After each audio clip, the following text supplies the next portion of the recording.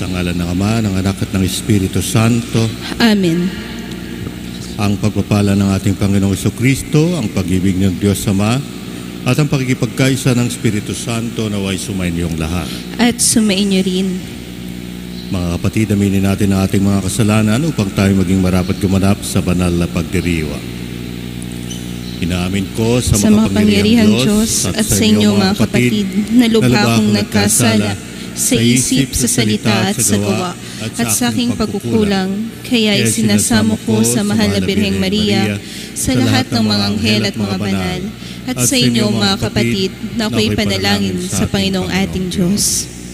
Kawan tayo na makapangyarihang Diyos, patawarin tayo sa ating mga kasalanan at patnubayan tayo sa buhay na walang hanggan. Amen.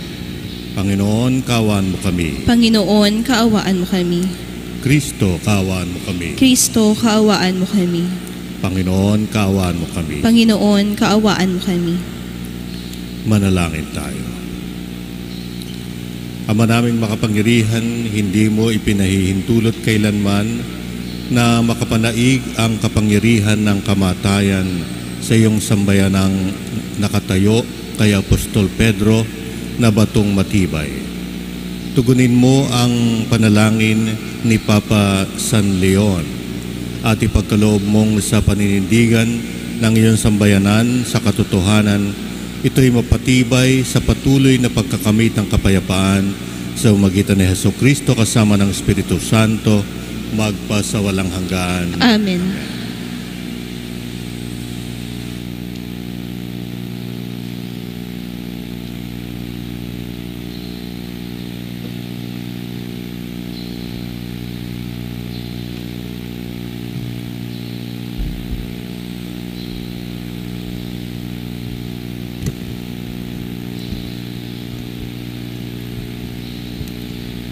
Pagbasa mula sa sulat ni Apostol San Pablo kay Tito. Pinakamamahal, ang ituro mo yaong wastong aral. Sabihin mo na sa matatandang lalaki na sila'y maging mahinahon, marangal, matimpi, matatag, sa pananampalataya at pag-ibig at matiyaga. Sa matatandang babae naman, sabihin mong sila'y mamuhay ng wasto, huwag maninirang puri at huwag mahilig sa alak. Magturo sila ng mabuti upang maakay nila ang mga kabataang babae na magmahal sa sariling asawa at mga anak. Ang mga babaeng ito'y kailangan din nilang turuang maging mahinahon, malinis ang isipan, masipag, mabait at masunurin sa kanilang mga asawa upang walang masabi laban sa salita ng Diyos. Pagbilinan mo rin ang mga kabataang lalaki na sila'y magpigil sa sarili. Sa lahat ng paraan, magpakita ka ng magandang halimbawa. Maging tapat ka sa iyong pagtuturo at huwag itong ariing biro. Wastong pangungusap ang lagi mong gagamitin upang hindi mapintasan ni numan ang sinasabi mo. Sa gayoy, mapapahiya ang ating mga kalaban sapagkat wala silang maipaparatang sa atin. Sapagkat inihayag ng Diyos ang kanyang kagandahang loob na nagdudulot ng kaligtasan sa lahat ng tao. Ito ang siyang umaakay sa atin upang talikdang ang likong pamumuhay at damdaming makaalam. Kaya't makapamumuhay tayo ngayon ng wasto, matuwid at karapat-dapat sa Diyos, samantalang hinihintay natin ang ating inaasahan, ang dakilang araw ng pagpapahayag sa atin ng dakilang Diyos at tagapagligtas na si Jesucristo sa gitna ng kanyang kaningningan. Ibinibigay niya ang kanyang sarili upang iligtas tayo sa lahat ng kalikuan at linisin para maging kanyang bayan na nakatalagang gumawa ng mabuti. Ang salita ng Diyos. Salamat sa Diyos. Nasa Diyos ang kaligtasan ng mga matuwid at banal. Nasa Diyos ang kaligtasan ng mga matuwid at banal. Umasa ka sa Diyos ang mabuting gawain at mananahan kang ligtas sa lupain. Sa Diyos mo hanapin ang kaligayahan at ang pangarap mo'y iyong makakamtan. Nasa Diyos ang kaligtasan ng mga matuwid at banal. Iingatan ng Diyos siyaong masunurin, ang lupa'y minanay di nababawiin. Ang gabay ng tao sa kanyang paglalakad ay ang Panginoon na upang maligtas sa gawain niya ang Diyos ay nagagalak. Nasa Diyos ang kaligtasan ng mga matuwid at banal. Ang mabuting gawain masamay itakwil, at mananahan kang lagi sa lupain. Ang mga matuwid, ligtas na titira at di naaalis sa lupang minana. Nasa Diyos ang kaligtasan ng mga matuwid at banal. Magsitayo po ang lahat. Aleluya, aleluya. Ang sa akin nagmamahal, tutupad sa aking aral, ama't ako'y mananahan. Aleluya, aleluya.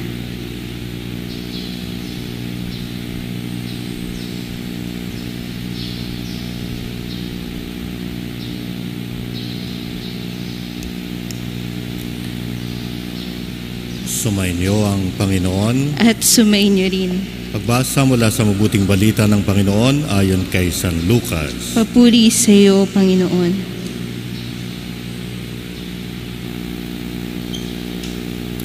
Nang panahong iyon, sinabi ng Panginoon, ipalagay natin kayo'y may aliping nag-aararo at nagpapastol kaya ng tupa. Pagkakaling niya sa bukid, sasabihin ba ninyo sa kanya, halika at nang makakain ka na? Hindi. Sa halip ay ganito ang sinasabi ninyo. Ipaghanda mo ako ng hapunan, magbihis ka at silbihan mo ako habang ako'y kumakain. Kumain ka pagkakain ko. Pinasasalamatan ba ang alipin dahil sa ginawa niya ang iniutos sa kanya? Gayon din naman kayo. Kapag nagawa na ninyo ang lahat ng iniuutos sa inyo, sabihin ninyo, kami mga aliping walang kabuluhan, tumupad lamang kami sa aming tungkulin. Ito mga kapatid, ang mabuting balita ng ating kaligtasan. Pinupuri ka namin, Panginoong Hesukristo. Magandang umaga po sa inyong lahat mga kapatid.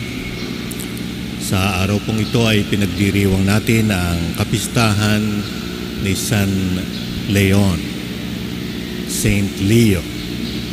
Siya po ay isang Santo Papa, namuno sa ating simbahang Katolika sa pamagitan ng paglilingkod. At ang ating ebanghelyo sa araw na ito ay nakatutok ang mensahe sa ganitong uri ng paglilingkod. Bagamat ang mga pinuno ng ating simbahan, ang Santo Papa, ang mga obispo, ang mga pari ang siyang nangunguna sa pagdiriwang ng simbahan, mga liturhiya at namumunong tilang sila ang ama ng parokya. Ang kanila pong paglilingkod ay ayon sa ating ebanghelyo, mapagpakumbabang paglilingkod. Kaya ang tawag sa Santo Papa, the servant of God. Ang servant of God ay si Jesus at ang mga Santo Papa, mga obispo at mga pari ay tagapaglingkod na sumusunod kay Jesus. Si Jesus ang isinugo ng Ama, naging alipin, lingkod. Ang alipin po ay tagapaglingkod. At si Jesus ay isinugo ng Ama upang ang utos ng Ama na ipaabot ang kanyang awa at malasakit ay gawin ni Jesus sa kanyang pagkakatawang tao. Si Jesus ay kasama na ng Ama at ng Espiritu Santo sa simula't simula pa nung likhain ang sanlibutan ng Panginoon sa kanyang mapagpalang palad, kasama na niya si Jesus, kapiling ang Espiritu Santo. Subalit siya'y naging alipin, isinugo ng Ama upang maging lingkod niya. Si Maria, sa pamamagitan ng ating mahal na inang si Maria, na nagsabing, Behold the handmaid of the Lord. Sa aba ninyong utos, ako ay magsasagawa at maglilingkod sa ayon sa iyong kagustuhan. Naway ang iyong kagustuhang mangyari sa aking ako'y alipin, Aba, Aba Ginoong Maria. Kaya't nagpapakaaba ang mga naglilingkod. Sa ating ebanghelyo, ang mga katulong, ang mga tagapag-araro, tagapagpastol ay katulong ng mga nagmamay-ari ng mga lupain, ng mga landlord, mga vineyard lord. Sila ang mga naglilingkod, silang mga nag-aalaga ng tupa, nag-aalaga ng mga halaman. Subalit sila'y pinaparangalan sa utos ng kanilang Panginoon. Sinusunod nila ang utos na ito, at ang parangal sa kanila ay dahil sa sila'y mapagpakumbabang naglilingkod sa utos na ito. Kaya't kahit na sila'y isinasama sa hapagkainan, pagkatapos na makapaglingkod sila, ito'y dahil sa kanilang mapagkusa na paglilingkod sa kanilang amo. Gayon din si Jesus, ang paglilingkod niya sa Ama sa pamamagitan ng pagyakap sa atin at pagsama sa atin, sa pamamagitan ng pagkakatawang tao sa sinapupunan ni Maria na abang naglingkod. Sinabi niya sa Ama noong siya'y nakabayubay sa krus, Behold the handmaid, sa iyong kandungan aking Ama ay iniaalay ko ang aking espiritu. Into your hands, Lord, I commend my spirit. Kaya tayo rin ay hinihingan ni Jesus sa ating ebanghelyo na sundan ang mapagpakumbabang paglilingkod na ito. Katulad ni San Leo na naglingkod bilang servant of the servant of God, tayo rin ang paglilingkod sa ating kapwa, sa ating sambayanan, naway dahil sa mapagpakumbaba nating pagtugon sa hamon ng Ebanghelyo sa araw na ito. Sa ngalan ng Ama, ng Anak, ng Espiritu Santo. Amen.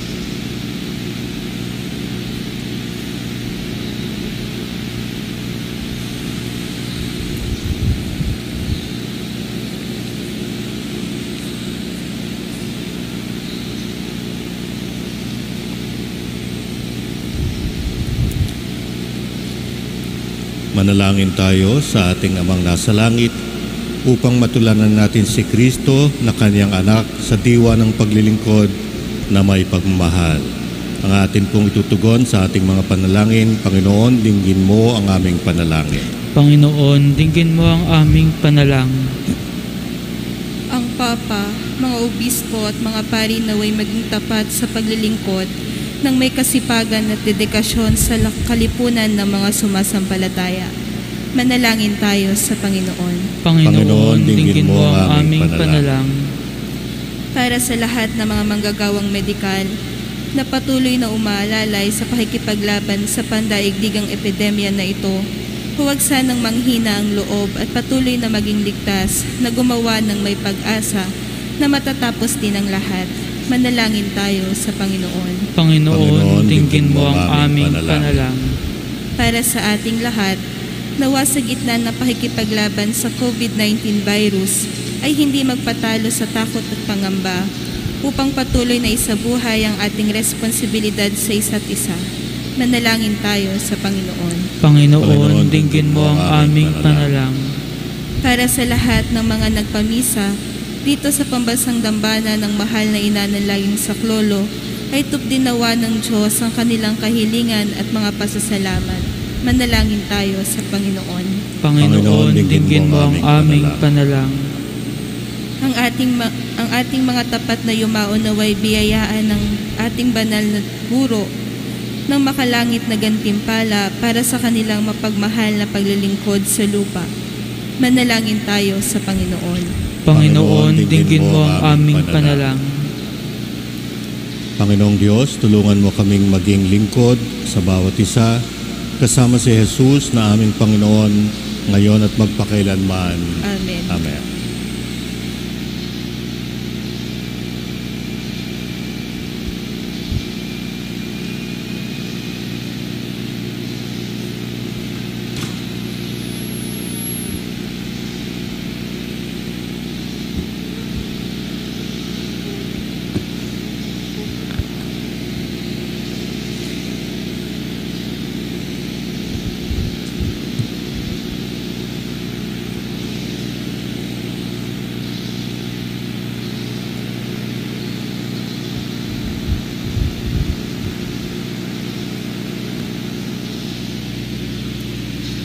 Kapuri-puri ka, Diyos, sa mga lumikha sa sanlibutan. Sa iyong kagandahang loob, narito ang aming mayaalay mula sa lupa at bunga ng aming paggawang tinapay na ito para maging pagkaing nagbibigay buhay. Kapuri-puri ang poong may kapal ngayon at kailanman.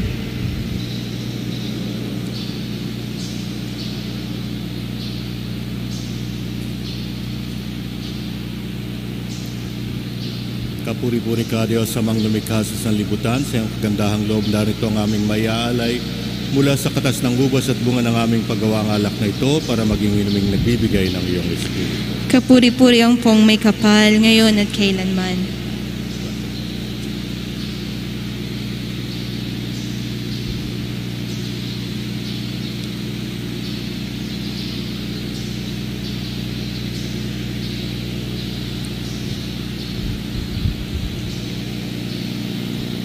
Manalangin kayo mga kapatid upang ang paghahain natin ay kalugdan ng Diyos sa mga makapangyarihan. Tanggapin nawa ng Panginoon itong paghahain sa iyong mga kamay sa kapurihan niya at karangalan sa ating kapakinabangan at sa buong sambayan niyang banal. Ama naming lumikha, ngayong ang mga alay ay narito at nakahanda. Ang iyong sambayanan ay silayan mo ng iyong awa upang ang iyong kawan ay umunlad sa lahat ng pook at ang mga tagapangasiwang iyong itinataguyod ay makapagpasalamat para sambahin ang ngalan mo. Sa magitan ni Jesucristo kasama ng Espiritu Santo, magpasawalang hanggan. Amen. Sumainyo ang Panginoon. At sumainyo rin. Itaas sa Diyos ang inyong puso at diwa. Itinaas na namin sa Panginoon. Pasalamatan natin ang Panginoong ating Diyos. Marapat na siya ay pasalamatan. Ama naming makapangyarihan, tunay niyang marapat na ikaw ay aming pasalamatan sa magitan ni Jesucristo na aming Panginoon. Ngayon, si San Leo ay pinararangalan sa pamumuhay niyang totoong uliran at pagiging maaasahan sa panunungkulan, kaya't si Jesucristo na maaasahan sa katapatan ay inihahayag ng pangangasiwa sa sambayanan. Ang malasakit na mga ulirang tagapangasiwa noon ay nagpapatuloy magpahanggang ngayon sa mga panalangin kanilang iniuukol kaysa ng sambayanan mong dito'y nagtitipon. Kaya kaysa ng mga anghel na nagsisiyawit ng papuri sa iyo, ang walang humpay sa kalangitan, kami nagbubuni sa iyong kadakilaan. Santo, Santo, Santong Panginoong Diyos na makapangyarihan, napupuno ang langit at lupa ng kadakilaan mo.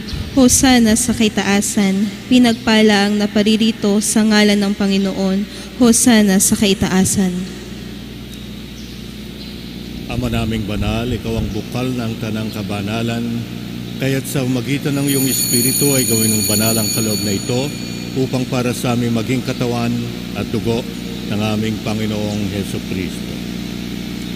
Bago niya pinagtiis ang kusang loob na maging handog, hinawakan niya ang tinapay, pinasalamatan kaniya.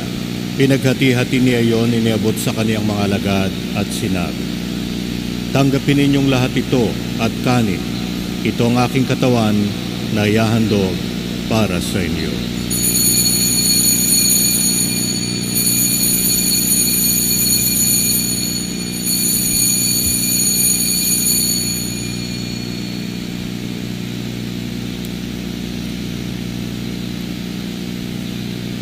Gayon din naman nung matapos ang hapunan, pinawakan niya ang kalis, muli kaniyang pinasalamatan, iniabot niya ang kalis sa kaniyang mga alagad at sinabi, tanggapin ninyong lahat ito at inumin, ito ang kalis ng aking dugo, ng bago at walang hanggang tipan.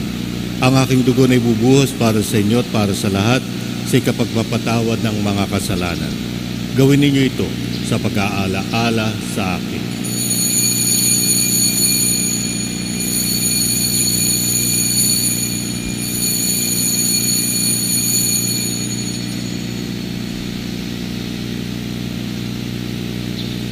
Ipagbunyi natin ang misteryo ng pananampalataya. Si Kristo'y namatay, si Kristo'y muling nabuhay, si Kristo'y babalik sa wakas ng panahon. Ama, ginagawa namin ngayon ang pag-aalaala sa pagkamatay at muling pagkabuhay ng iyong anak. Kaya tinialay namin sa iyong tinapay na nagbibigay buhay at ang kalis na nagkakaloob ng kaligtasan. Kami nagpapasalamat dahil kami iyong minarapat at tumayo sa harap mo para maglingkod sa iyo.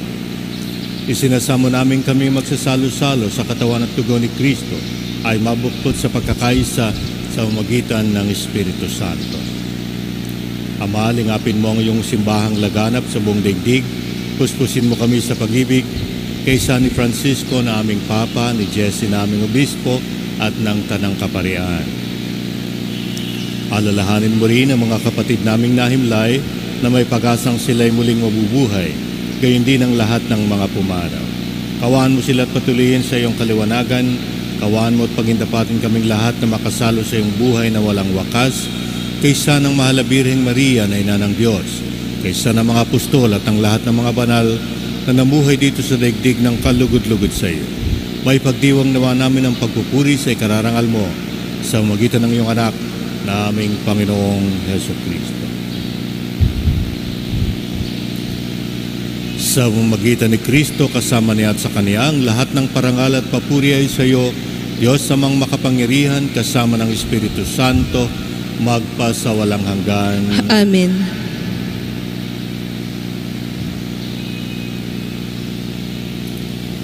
Sa tagubilin ng mga nakagagaling na utos sa turo ni Jesus na Panginoon natin at Diyos, ipahayag natin ng lakas loob. Ama namin, Sumasalangit ka, sambahin ang ngalan mo, mapasa amin ang kaharian mo, sundin ang loob mo dito sa lupa para ng sa langit. Bigyan mo kami ngayon ng aming kakanin sa araw-araw at patawarin mo kami sa aming mga sala para ng pagpapatawad namin sa mga nagkakasala sa amin at huwag mo kaming ipahintulot sa tukso at iadya mo kami sa lahat ng masama. Inihiling namin kami ariya sa lahat ng masama, pagkalooban ng kapayapaan araw-araw, iligtas sa kasalanan at ilayo sa lahat ng kapahamakan. Samantalang aming pinananabikan ang dakilang araw ng pagpapahayag ng tagapagligtas naming si Yesu Kristo. Sapagkat iyo ang kaharian at ang kapangyarihan at ang kapurihan magpakailanman. Amen. Panginoong Jesucristo, sinabi mo sa iyong mga apostol, kapayapaan ang iniiwan ko sa inyo, ang aking kapayapaan ang ibinibigay ko sa inyo. Tunghayan mo ang aming pananampalataya at huwag ang aming pagkakasala. Pagkalooban mo kami ng kapayapaan at pagkakaisa ayon sa iyong kalooban, sama ng Espiritu Santo, magpasawalang hanggan. Amen. Ang kapayapaan ng Panginoon ay laging sumainyo. At sumainyo rin. Bigayan po tayo ng tanda ng kapayapaan sa isa't isa. Peace be with you. Kordero ng Diyos na nag-aalis sa mga kasalanan ng sanlibutan, maawa ka sa amin. Kordero ng Diyos na nag-aalis sa mga kasalanan ng sanlibutan, maawa ka sa amin. Kordero ng Diyos na nag-aalis sa mga kasalanan ng sanlibutan, ipagkaloob mo sa amin ang kapayapaan.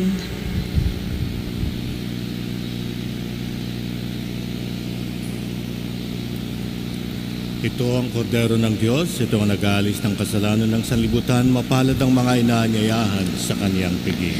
Panginoon, hindi ako karapat-dapat na magpatuloy sa iyo, ngunit sa isang salita mo lamang ay gagaling na ako.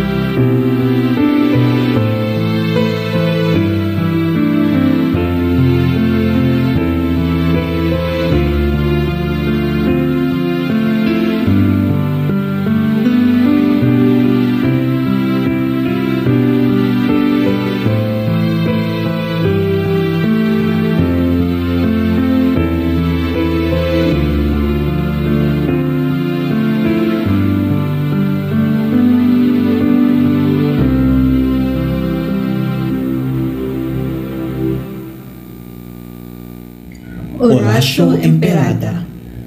Ama naming makapangyarihan, bukal ng awa at habag, dumudulog kami sa iyo sa oras ng matinding kahirapan at pagdurusa. Ang iyong sambayanan ay nasa gapos ng sakit na dulot ng COVID-19. Tunghayan mo kami ng may pagmamahal, iligtas sa pamamagitan ng iyong mapaghilom na kamay, pawiin ang takot sa kalooban, panibaguhin ang pag-asa at patibayin ang pananalig sa iyo.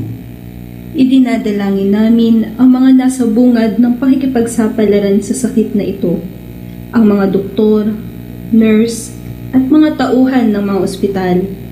Pagkalooban mo nawa sila ng kalakasan ng katawan at diwa, tibay ng paninindigan at kaligtasan mula sa naturang sakit.